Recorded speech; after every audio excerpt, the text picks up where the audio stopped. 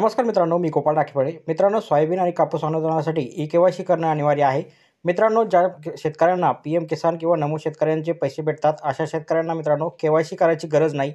मात्र मित्रांनो, कृषी विभागातर्फे ज्या शेतकऱ्यांची यादी गावागावामध्ये प्रसिद्ध करण्यात आलेली आहे, अशा शेतकऱ्यांना मित्रांनो ई-के-वाय-सी करणे गरजेचं आहे. तर ई-के-वाय-सी मित्रांनो तुम्ही घरबसल्या करू शकता. कशाप्रकारे करायची याबद्दलची संपूर्ण ए टू झेड माहिती पाहणार आहोत.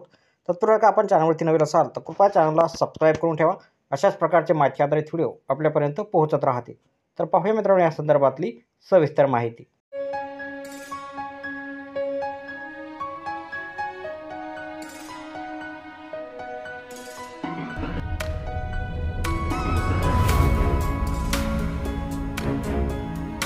तर मित्रांनो, सर्वात अगोदर आपल्याला scagridbt.mahait.org या वेबसाईटवर यायचं आहे.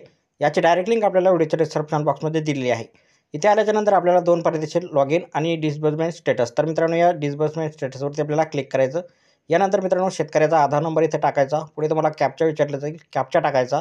त्यानंतर खाली OTP आणि बायोमेट्रिक दोन पर्याय आहे. OTPवरती क्लिक करा. याच्यावरती क्लिक केल्याच्यानंतर गेट आधार OTPवरती क्लिक करायचं आहे. यानंतर मित्रांनो एक OTP येईल. अशा प्रकारे मित्रांनो मेसेज आल्याच्यानंतर याला ओके करा. ओके केल्याच्यानंतर मित्रांनो जो मोबाईल आधारला लिंक असेल त्याच्यावरती एक OTP येईल. आलेला OTP इंटरमध्ये टाकून मित्रांनो इथे गेट OTP करा. त्यानंतर गेट डाटा केल्याच्यानंतर संपूर्ण मित्रांनो जी शेतकऱ्याची माहिती आहे ती इथे दाखवली जाईल, ज्यामध्ये त्याचं पीक, त्यानंतर त्याची रक्कम संपूर्ण अशा प्रकारे मित्रांनो सक्सेसफुली अशा प्रकारे तुम्ही घर बसल्या इथं के-वाय-सी करू शकता. तर मित्रांनो, भेटूया पुढच्या व्हिडिओमध्ये अशाच एका नवीन माहितीसह. तोपर्यंत व्हिडिओ आवडल्यास व्हिडिओला लाईक आणि शेअर करा. धन्यवाद.